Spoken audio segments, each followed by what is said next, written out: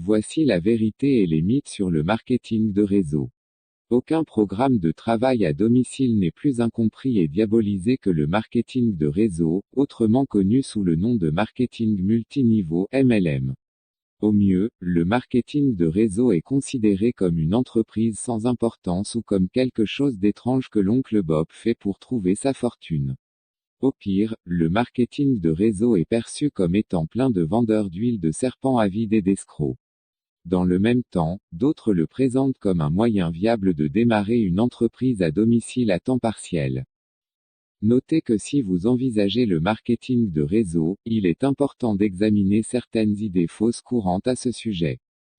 1. Le marketing de réseau est un schéma pyramidal illégal. C'est faux. Dans le test de la pyramide illégale, la forme d'une organisation ne détermine pas la légalité. Si c'était le cas, la plupart des entreprises et des organisations, y compris le gouvernement, seraient illégales car elles ont toute une structure pyramidale. Un véritable système pyramidal illégal ne fournit aucun produit ou service et paye en fonction du nombre de recrues.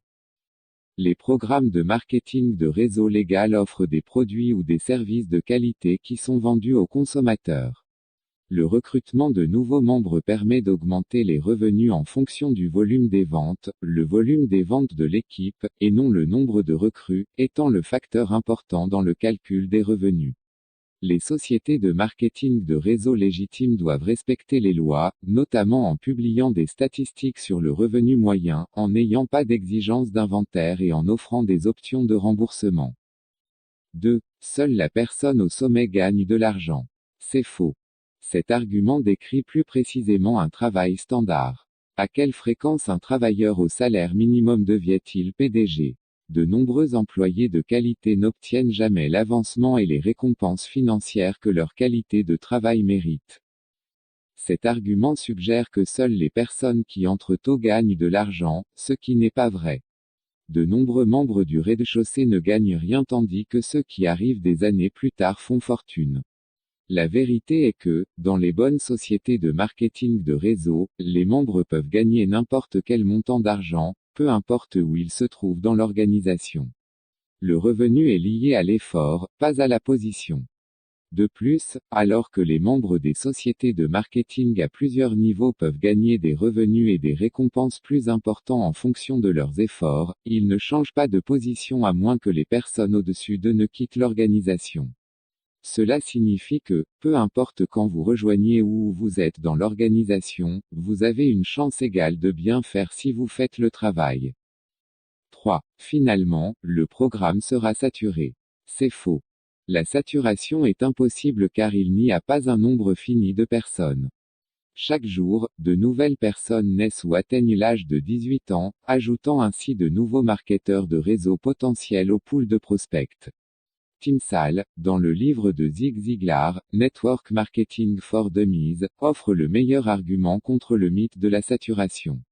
Il demande: connaissez-vous quelqu'un qui n'a pas de réfrigérateur? Non, cela n'empêche pas GE d'en vendre davantage.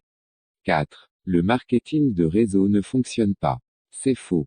Selon la Direct Selling Association, le secteur de la vente directe, dont fait partie le marketing de réseau, a réalisé un chiffre d'affaires de 35,4 milliards de dollars aux États-Unis en 2018.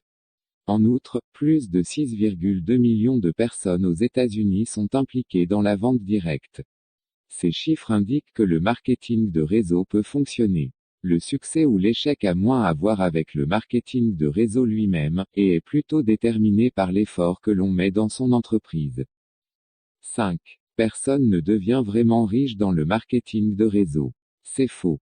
Il est vrai que tout le monde ne réussit pas dans le marketing de réseau. Les 2 à 10% de spécialistes du marketing de réseau qui gagnent beaucoup d'argent sont les mêmes 2 à 10% qui travaillent régulièrement dans leur entreprise.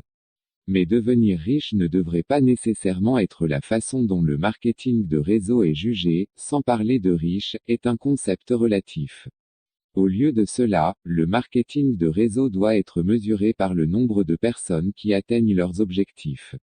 De nombreuses personnes dans le marketing de réseau réussissent lorsqu'elles gagnent suffisamment d'argent pour rester à la maison avec les enfants ou rembourser leurs dettes. Le marketing de réseau a ses problèmes, mais beaucoup d'entre eux reposent sur des informations fausses et trompeuses. Les gourous de la finance, tels que David Bach et Robert G.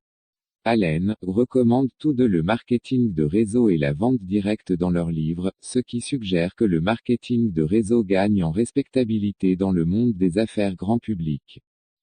En conclusion, vous pouvez réussir dans une entreprise de marketing de réseau si vous évitez les erreurs MLM courantes, acquérez une solide compréhension du secteur, choisissez une entreprise avec soin, trouvez un sponsor de qualité et consacrez du temps et des efforts à votre entreprise.